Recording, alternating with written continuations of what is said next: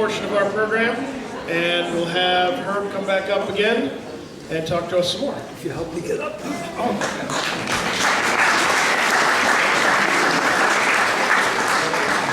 I'm just playing the sympathy card again. You ought to hear my wheeze. No, I kept talking last time about I hate the speaker who says before I begin speaking there's something I'd like to say.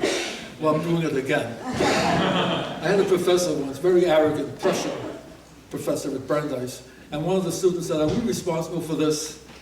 And he said, "You're responsible for everything I've said, everything I didn't say but I meant to say, and everything that's implied by anything I either said or didn't say." He never asked another question.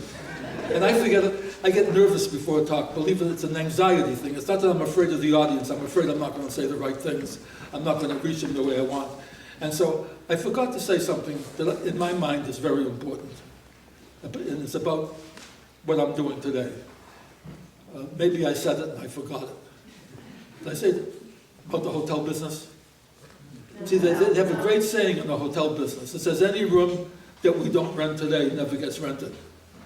Because tomorrow it's tomorrow's room and you can't spend double for that.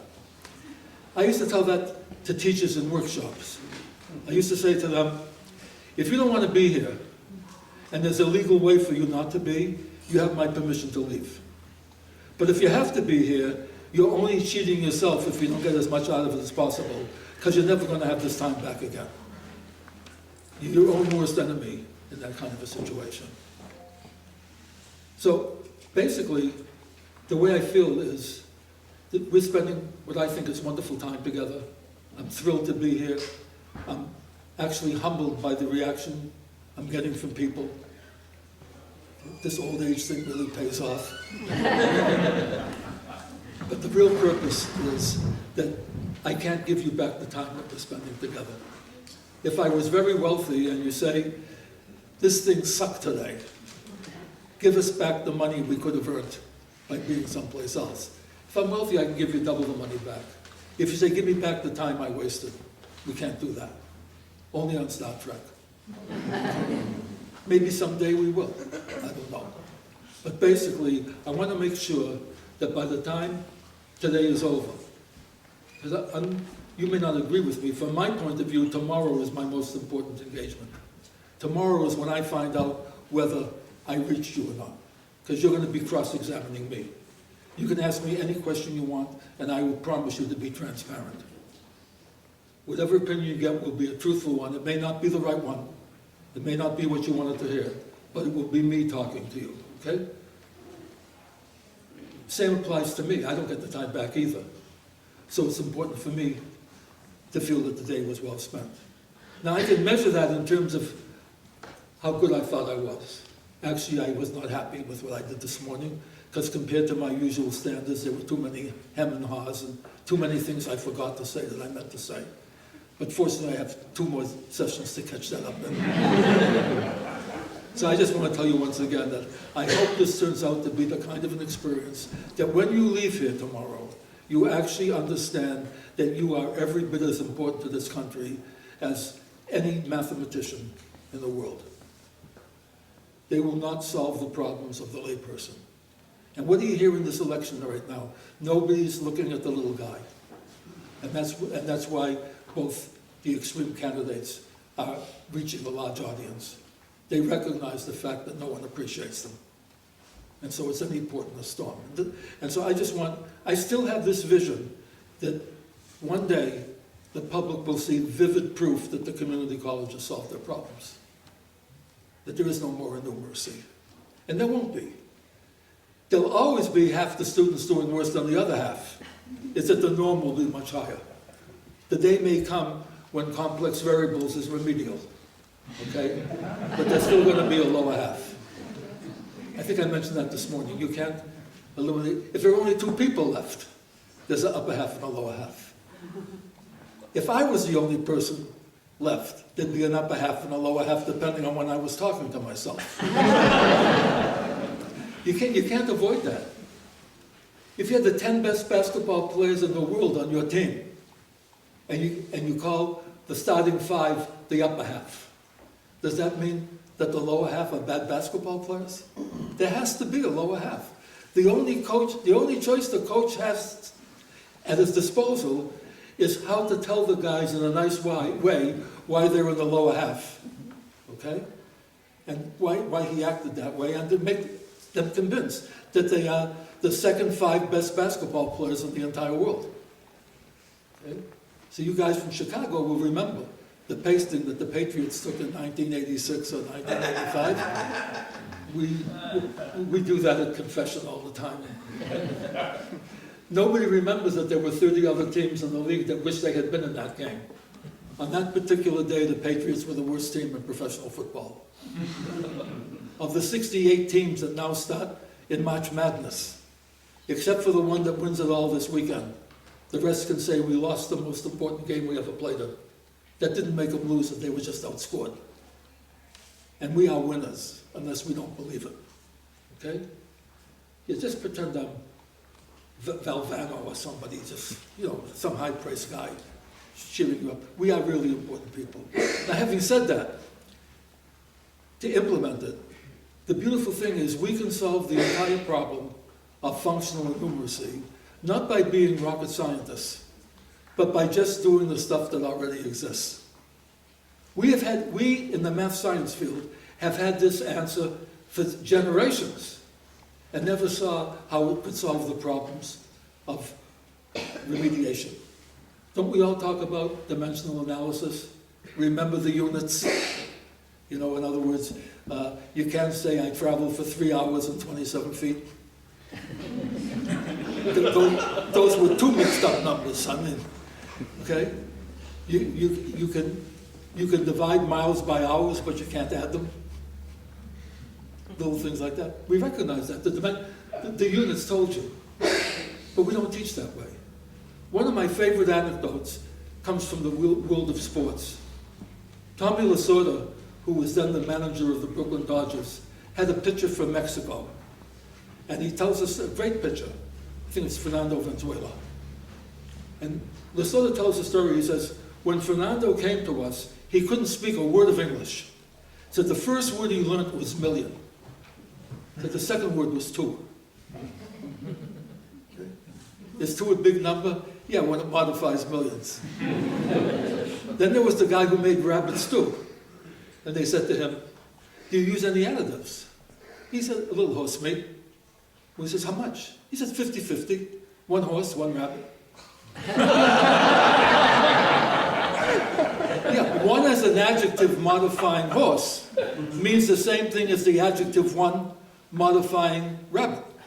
But the quantity 1 horse is not the same as the quantity 1 rabbit. As adjectives, 3 is always greater than 2. As quantities, 3 dimes is always greater. 3 is always greater than 2. Okay, but as quantities, 3 nickels isn't more than 2 dimes. We don't teach that. Okay. Now, do kids tend to confuse a million and a billion? They're both big. We have presidents who confuse that. Remind me of one sick joke. I won't mention the president's name because it gets too political. But he started to cry because he read in the newspaper that 3 Brazilian soldiers were killed in a raid. And they asked him why was he crying. I mean, he's seen soldiers killed before. He said, yeah, but how many is a Brazilian? You have to guess who the president was, but that's okay. Yeah, 1 million seconds is less than 12 days. 1 billion seconds is more than 31 years. Can you picture somebody confusing 12 days with 31 years? Can you picture an inmate saying to me, Herb, I wasn't paying attention when he gave me the verdict. It was either 12 days or 31 years, something like that. But how much are we spending in Iraq? Oh, it's either 1 million or 1 billion, something like that. And how big is a trillion? If a trillion is 1,000 billions, if it takes 31 years to have 1 billion seconds, it's going to be 31,000 years before it's 1 trillion seconds. Kids don't confuse those numbers. Okay? So what happens? The average kid is being taught numbers as if they're adjectives modifying nouns. Try to visualize living in a world that has no nouns. What is that? It's a green. A green what? What do you mean a green what? It's a green. Is green pretty? Well, green grass, green leaves, green teeth, moldy bread. You have to know what the adjective is modifying. And by the way, we've had all kinds. Have any of you followed that crazy thing about A&W, the fast food root beer place? They wanted to compete with McDonald's, so they invented the third of a pounder instead of the quarter pounder. People rebelled to have to pay more to get less. And by the way, McDonald's learned from that. They didn't come out with a half pounder. What do they call theirs? A double quarter pounder. People, fractions intimidates them. Now, if I say to you, how long was it if it took me 3 minutes to get to my room and then 4 minutes to get here? You don't say I don't know fractions. You say 3 minutes plus 4 minutes, 7 minutes. Whole number problem, right? But what is a minute? It's a 60th of an hour. If I say it took me 3/60ths of an hour plus 4/60ths of an hour, people say I can't do that problem. It's the language. That's why it's called math as a second language. It's the language. Once you know the tables through 9, okay, the nouns will take care of the rest.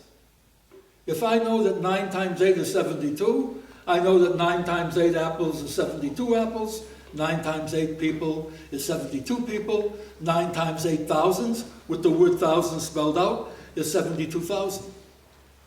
How many kids, when you give them a division problem like 2,821 divided by 13, see that as an inverse multiplication problem? The first thing that happens is when you rewrite it as 13 times blank equals 2,821. They have a clue as to what they're looking for. Okay? Now, what's the mechanical way they do it? They say, oh, 13 goes into 28, 13. It goes in twice, that's 26. Doesn't go in 3 times. 13 times 2 is 26. They put the 26 under the 28. Are you following this okay? Because I'm too shaky to even use the board right now, but are you following it okay? Mm-hmm. Yeah. What they're really saying is, if 13 twos are 26, 13 times 2 apples is 26 apples, and 13 times 200 is 2,600. So if I had 200 13s, that's already 2,600, and that's not enough to equal 2,821, but I now know something. I know whatever number I'm looking for, it's bigger than 200. Or maybe it's bigger than 300. Nope, because 13 times 300 is 3,900, and I don't have 3,900. Well, how many do you have left? I rehearsed this, so I hope I didn't forget it. 221. Well, how many 10s can you take out of 220? They don't see the 21, because they just brought down the 2. Bring down the whole damn thing. Okay. Well, if 13 times 10 is 13, 13 times 1 is 13, 13 times 110 is 130. 130 is less than 210, I can take away that. That was the way I explained this to my grandson. And the way the teacher said to him, that's not the way you do it. But can you picture that once you know the tables through 9, you can do the rest? And believe it or not, you can do fractions. There are no real fractions. There are symbols that we call fractions, but a fraction is an adjective phrase. And now you can see why when I get through with my students, they still hate math, but they hate English grammar. Just as I can't tell you. I have to paraphrase it. But when they say, we thought we were taking a math course, not a you-know-what English course. They do know how to express themselves quite well. By the way, even if you look at some of the comments that people have written about my work on YouTube, the language that they use, they don't just say awesome, he was effing awesome. I feel like a cult hero, but that's not the point. I once gave a talk to elementary school teachers. This was back in the very early 60s. And I referred to the top and bottom of a fraction. One of the teachers got up indignantly, and she said, Professor Gross, if you use improper language, how do we expect the students to use proper language? I said, ma'am, I use a lot of improper language, but to my knowledge, never in class. What did I do wrong? She said, you said top and bottom. I said, what should I have said? She said, numerator and denominator. I said, what is the numerator? She said, the top. That's a true story. Okay. Now, numerator and top, if they did mean the same thing, why not use the word top? Because the kids already know that word. But they're not the same thing. For example, they don't have numeratorless bars in the combat zone. Yeah, numerator and top. Listen to the word numerator very carefully. Doesn't it sound like enumerate? Enumerate means to count. To count answers the question of how many, and how many is an adjective. How about denominator? Denomination, the size. The top number tells you how many, and the bottom tells how big they are. Could I invent it to put the numerator on the bottom? I do this in class, to show the kids the difference between illogic and something that's logical, but you're unfamiliar with it. Instead of writing 2/3, I write what looks like 3/2. But I tell them that the bottom number is the numerator. Okay? And now when they want to find the common denominator, well, you know what they do? They find the common numerator because they're on the bottom. It's a memorized thing. Kid doesn't know what 2/3 means. If you say to the kid, give your brother, you're the bigger brother, he's the younger brother, why don't you keep 2/3 and give him 1/3? He's very polite. He says, thank you, I will do that. As soon as I'm out of sight, he says, now I'm going to do it my way. I have no idea what he was talking about. 2 for me, 1 for him. 2 for me, 1 for him. 2 for me, 1 for him. The kids know this stuff. But we haven't taught them that they know it. And again, I'm speaking very emotionally because, as I say, at my age, I don't know if there'll be a next time to talk.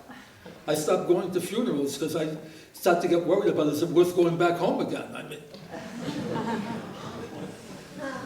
we know I had cancer twice. I have to be truthful about that. In 1981, and in 7 years ago, I had pancreatic cancer that was operable, had a Whipple, and I've now lived 8 years. I think it was 8 years since then. In fact, I was 78 at the time, and when I was better, my son and the Life is Good company threw a very important birthday party for me. It was called the Just in Case 80th. And we had a heck of a celebration. And now I'm trying to get them to do a Just in Case 90th. It's fun. But here goes again. Anyway, if you deal with fractions, take a problem like 3 dimes plus 2 nickels. Does the kid ever decide to add the 3 and the 2? He knows that the 3 is modifying dimes and the 2 is modifying nickels. Now, he doesn't know he's doing it, but does he find a common denomination to solve that problem?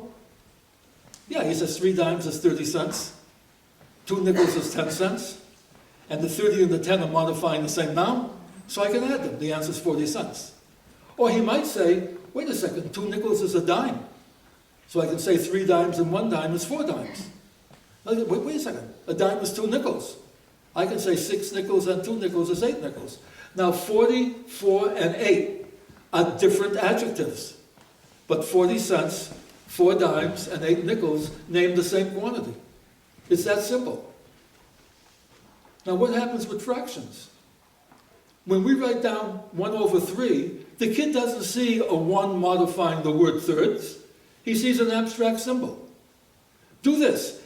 Write down 1/3 plus 1/3 and see what the kid wants to write as the answer. Dollars to donuts, if he hasn't studied fractions before, he's going to write 2/6. Because he adds the 1 and the 1 and the 3 and the 3. Now write down 1/3 where 1 is an adjective modifying the word thirds. 1/3 plus 1/3. And see if he writes 2/6 or 2/3. He looks at you, it would be like saying, oh, I see, a nickel and a nickel is 2 dimes, because 1 and 1 is 2, and a nickel is a dime. Find a person like that and keep trading with them. You won't have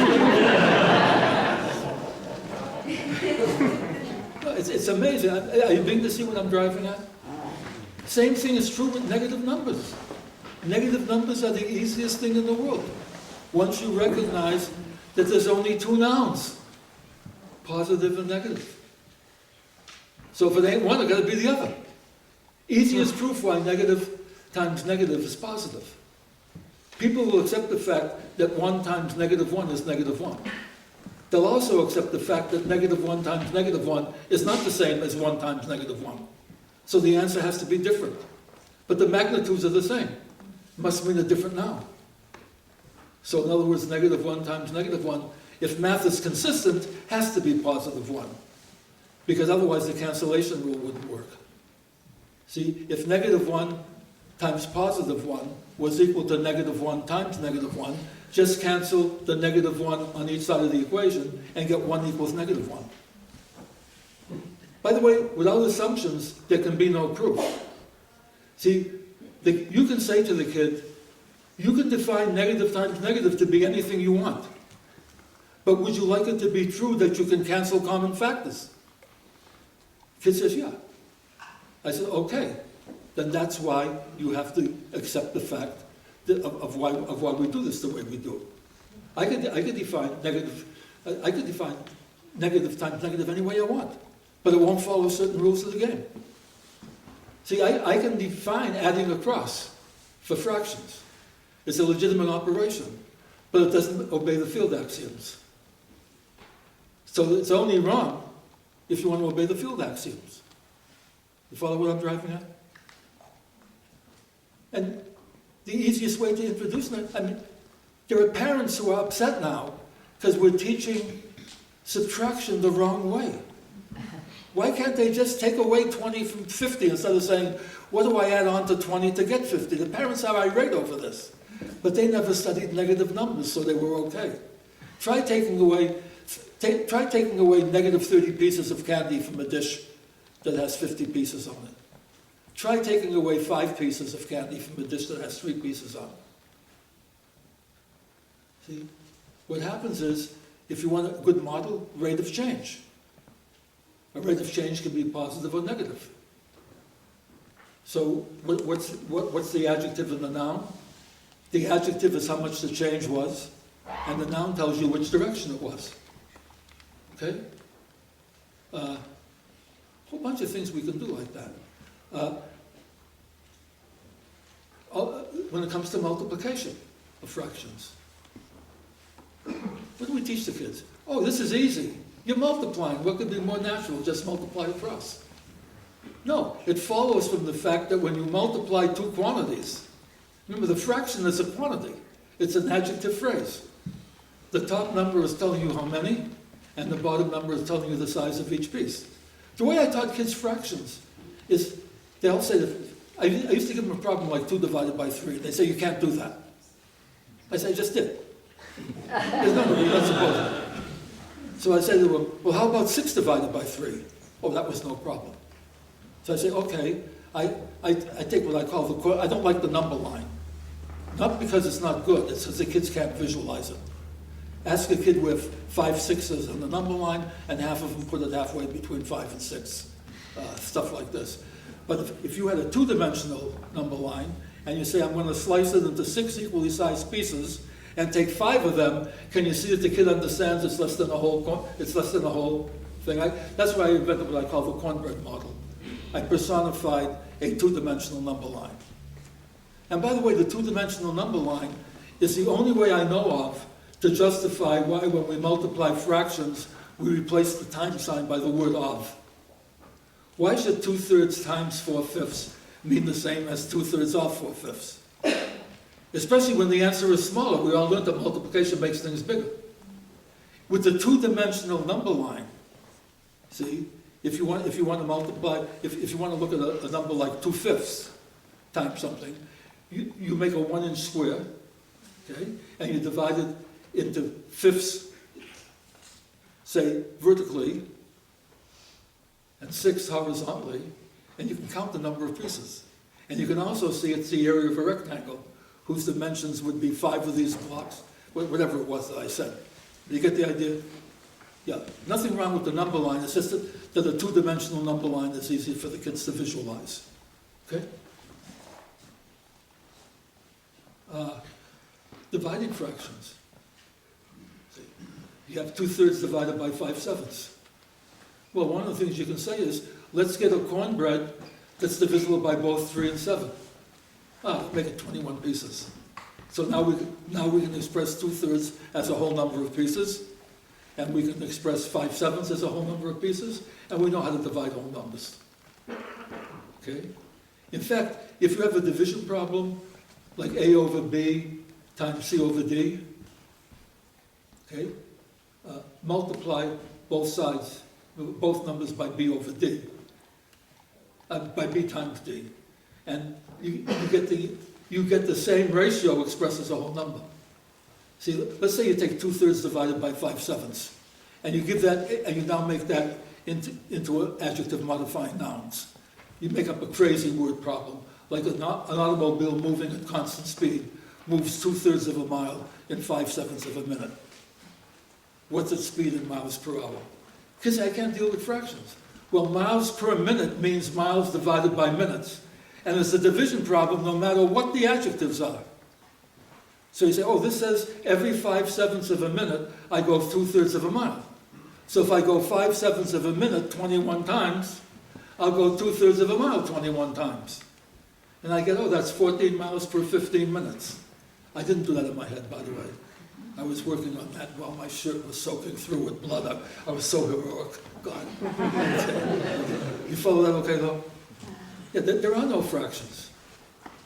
There are no fractions if you treat the adjective, the numerator as the adjective, and the denominator as the noun. Okay? The way I do it in class was when the kids would say to me, I can't do that problem, I say, okay, if you have 6 cornbreads and you divide them equally among 3 people, how many cornbreads does each person get? They say 2 cornbreads. I said, now you have 2 cornbreads and you divide them equally among 3 people. Because you can't do that. I what do you mean you can't do that? You've never divided up 2 things among 3 people? No, you can't do it by math.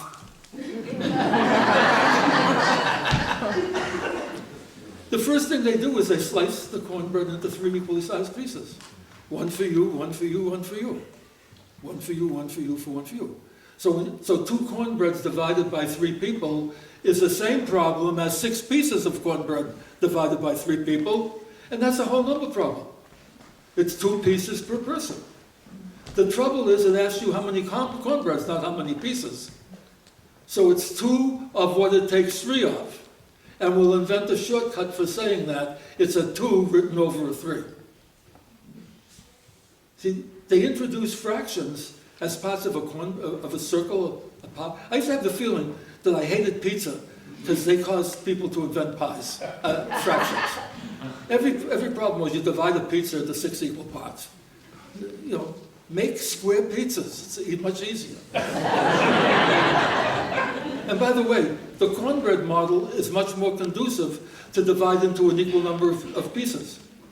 Do you ever see kids going crazy trying to divide a circle into 7 equal parts? They don't have that problem with in fact, there's a Euclidean construction that tells you how to divide a line segment into any number of equal pieces. And you can do that, and it's simple. You want to talk about a 7th, you just divide the cornbread into 7 pieces of equal size. What's 3/7? 3 of what it takes 7 of to make the whole cornbread. 3 days is just a simpler way of saying 3 of what it takes 7 of to make a whole week. So that now the kids recognize, so the problem was how many cornbreads? So we're going to invent the word 2/3 now. They said, no, let's just say 2 pieces. That's easier. Okay. Now I say you have the same 2 cornbreads, and there are 5 people, and you're going to divide it equally. What do you do now? Oh, we divide the cornbreads into 5 equally sized pieces and give each person 1 piece from each of the 2 cornbreads. I says, well, that must be the same thing as we did before, because before the answer was 2 pieces, and now the answer is 2 pieces. So it doesn't make any difference whether you're dividing it among 3 people or among 5 people. They all get the same amount. That's crazy. Are you sure you have a teaching degree? I mean, I just say these as little anecdotes. But that's what happens. They suddenly recognize that the 2 isn't enough to give you that information. They each got 2 pieces, but one was 2 of what it takes 3 of, the other was 2 of what it takes 5 of. And that's why we have denominators. The 2 and 2/3 in the fraction 2/3 means the same thing as the 2 in the fraction 2/5. But what they modify is different. And that's what the kids have to, they're already learning adjectives and nouns. I can picture a kid saying, I was always good in English, but I was lousy in math. Now they can't admit they were always good in English if they don't understand what I'm talking about now. We've called them out. Put up or shut up. Either you understand what an adjective is or you don't. You know, a noun isn't a woman that wears this black habit all the time. You know, that's a, yeah. And Jews are the people who go to synagogues. They're Jews. I mean, we have kids, they have no idea what the words mean. Should we bring the words down to a language that they can understand?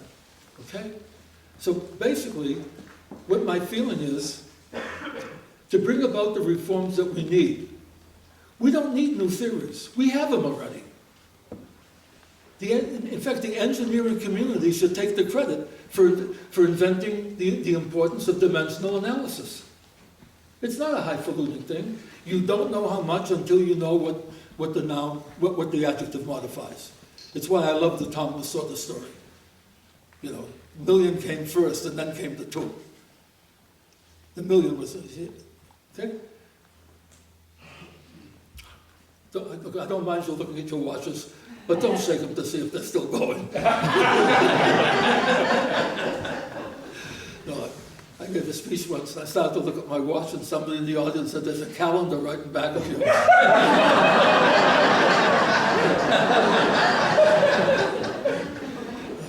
Has the message coming through a little bit now? And the same thing applies in calculus. This is not just arithmetic. How many times when we say f of x equals mx plus b, m is the slope? Do we say that at all? Yeah. M is not the slope. M is the rate of change of f of x with respect to x. It's the graph of the function that m is the slope of. In other words, I don't have to draw a picture. I don't even have to know what geometry means to work with f of x equals mx plus b. So in other words, how many calculus books show you the derivative in terms of a slope? That's fine. Except, of course, if the scales aren't the same on both axes. The actual geometric difference is not the numerical difference. In other words, if the noun that's modifying the y-axis is in thousands, and the one on the x-axis is units, the 0.1 comma 1 is really 1 comma 1,000. So the graph, the picture is not going to look like the derivative. And the second thing, and even more important, is if the kids believe that, what do you think happens when they get to multivariate calculus? They can't comprehend the Jacobian because they can't draw the picture. They don't see this beginning of linear algebra coming through where you're going to invert the variables, and that linear, in other words, in single variable calculus and multivariable calculus, if you treat vectors as one unit, in other words, treat an n-tuple by one letter, the geometry and the arithmetic is exactly the same. In other words, the Jacobian does for a multivariate function, okay? Multivariate calculus, what the first derivative does for a single variable calculus. Kids don't see that. They don't see that. There's a lot of things they don't see because of the language. When they get to polar coordinates, they still want to find maxima and minima by taking dr d theta, because they're used to taking dy dx. And they don't see that dr d theta is measuring the change in r as theta increases. You know, r equals theta isn't a straight line, it's a spiral.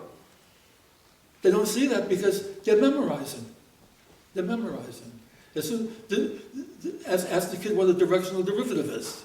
And they'll say it's the vector whose components are the partial of f with respect to x, partial of f with respect to y, partial of f with respect to z. And then you give them a problem in cylindrical coordinates. And it's the partial of r with f with respect to r, partial of f with respect to theta, partial of r with respect to phi, whatever they call the angle. And they wonder why it's wrong because it worked in the other case. See, geometry is great as long as you can draw the picture. What you have to do is show what was the analytic part of the geometry that allows you to carry this over into a higher dimensional space. This theme never goes away. And people have written to me on YouTube, personal email messages, that they never understood the Jacobian. They use it. They never really understood what they were doing until they saw that particular lecture. One person wrote, I was petrified of word complex numbers. And he said, with trepidation, I watched that lecture and I couldn't believe how easy they were. Because we disguised them. I remember having this incident in school. I was very visual at one time. And I would solve an equation like x squared plus 1 equals 0 by graphing the curve y equals x squared plus 1, or whatever the curve was, and seeing where it crossed the x-axis. See, in other words, the solution to f of x equals 0 is the graph of y equals f of x where it crosses the x-axis. So the teacher said, factor x squared plus 1. What are the roots of the equation x squared plus 1 equals 0? So I graph x squared plus 1, and I see that the lowest point on it is 0, 1. So I said, can't be solved. Teacher says, well, there are two solutions. One, I and negative I. I said, well, where are they? She said, they're imaginary, you can't see them. I said, well, I just found 10 more, but they're imaginary. I mean, I got sent down to the principal's office. But I mean, what's this nonsense? They're imaginary. No, they're not imaginary at all. They're just as real as the real numbers. For example, suppose you arbitrarily called the integers the real numbers. We'll call it R-E-E-L, just not to confuse it with the real numbers, which are not really real. Okay? No number is really real. Okay? It's your imagination. See, what is a real number? What's the point on a number line? Okay? So what about another point in the plane? Could that have a name also? No, it has to be a number line. No, if you want, basically, the definition of a real number isn't the point on the number line, that's a geometric interpretation. It's a set of all numbers whose squares are greater than or equal to 0. And the numbers that we have so far, before you invent complex numbers, none of them satisfy that. Because positive times positive is positive, negative times negative is positive, and 0 times 0 is 0. Okay? So let's suppose that the only real numbers now are the integers. And you want to solve the equation 2x equals 3. Okay? Can you read that equation? 2 and 3 are real numbers, right? But we have to determine x. So you say, okay, we'll divide both sides. But wait a second, how can this possibly be true? If all we have are the R-E-E-L numbers, isn't any number times 2 even? And isn't 3 an odd number? You can't solve that. Well, now we have two choices. See, this is the way I want kids to learn math. It's like you're traveling on a smooth plateau, and you come to an obstacle. You can either say, we've come far enough and let's stagnate down here, or let's overcome this obstacle. Now, when you get to that next obstacle, there's a good news, bad news story. The good news is, from that vantage point, you can see things on the plateau below that the other guys couldn't see. That's the good news. The bad news is you can look ahead and see an obstacle that they don't even know exists. And that's what progress is. We hit an obstacle, we overcome it, hit an obstacle, overcome it. And we can tell that story with the development of place value. Started with tally marks, the tally marks became too cumbersome, we invented Roman numerals, they became too cumbersome, so we did the abacus, that became too cumbersome, we got the Arabic into numerals, that seemed to work, and then we even went to base 1,000 and never told the kids. Did you ever notice that? When you tell the kids thousands, millions, billions, trillions, it's base 1,000. Yeah, you have 1,000 adjectives named 000 to 999. It's base 1,000. All these things are intermingled that particular way. What was I just saying? I hate to ruin the video, but yeah, I mean, all of these things. Yes, I was going to say, we're talking about the plateaus. See, and by the way, this is where religion and science coexist. Religion believes that there's ultimately a plateau where there are no more problems. Science says that may be true, but how will we ever know? See, how would you distinguish between an incurable disease and a curable disease for which there was no cure invented yet? You cure it, and you know it wasn't incurable. And how do you know that a little while later there's going to be a dangerous side effect and you didn't really cure it? I mean, it's amazing the life that we lead. We know so little for sure, and look at the world that we've built. Forget the bad stuff. All the things that we've done since the dawn of civilization. And it wasn't done overnight. The human mind is the best, what's the word that they use when you want supplements to a course? Whatever they call it. The visual, they want visuals. I mean, the human mind is the greatest visual that's ever been invented. We can visualize things that we don't even know. You can mention a six-headed eagle, and I can visualize what it looks like, even though I've never seen one. I can say the word cat, and all of you see, you don't spell out the word, all of you see a picture of a cat, and probably if I could photograph it, no cats would look alike. When I lecture to students, they all think they're hearing the same thing. I'm saying the same thing, but no two of them are hearing the same thing, because it's being siphoned through a different mind. I used to tell my students, when class is over, look at the notes that the person took on your left. Look at the notes that the person took on your right, and see if you can believe they were in the same class. It's almost impossible to study from somebody else's notes. The mind is, so it's a wonderful thing not to waste. And we're wasting them by not taking use of reaching the kids at the level they're at, and then raising them to where we want them to be. I may have mentioned it before. You cannot have, I think I mentioned that before, that an oxymoron is talking about a remedial community college student. That's an oxymoron. Because remedial means you're lacking prerequisites, and open enrollment means you don't need any. And you can't be lacking what you don't need. But we can have remedial administrators, remedial faculty. Yeah, that's the truth. These are the people who say, you shouldn't even be in college. To which the answer is, don't accept them. Once you accept them, you no longer use that excuse.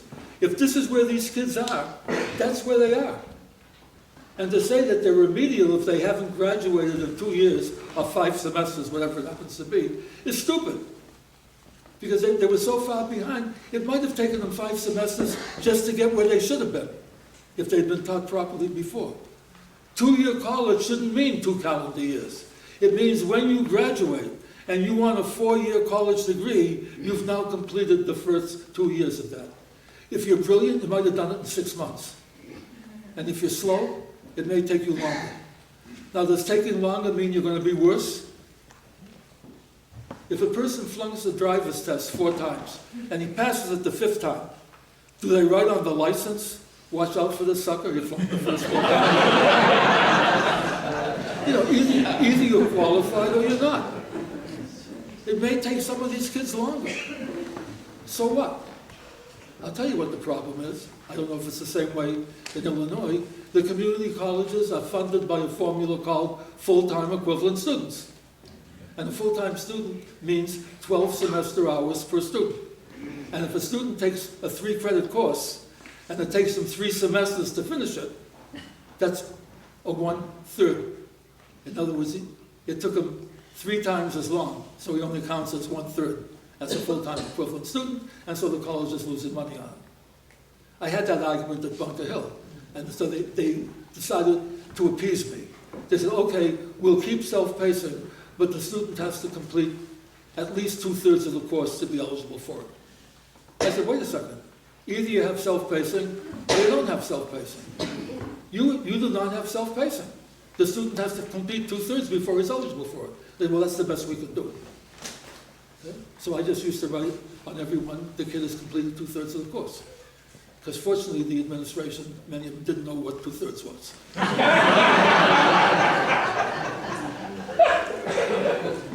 Anyway, I think this is about the time to wrap up. Whatever. Good time. Okay. Anybody who's still awake? No.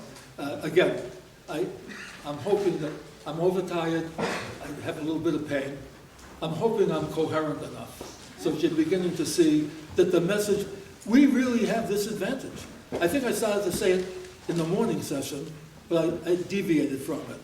I mentioned the fact that at the university you teach freshmen, sophomores, juniors, seniors, published graduate students and the like. All we have are freshmen and sophomores Doesn't it make some sort of sense to say that we have enough time, if we're unimpeded by the powers that be, to work these extra hours to figure out how to work in the stuff that's going to work and not worry about what NSF tells us is going to work? They don't know.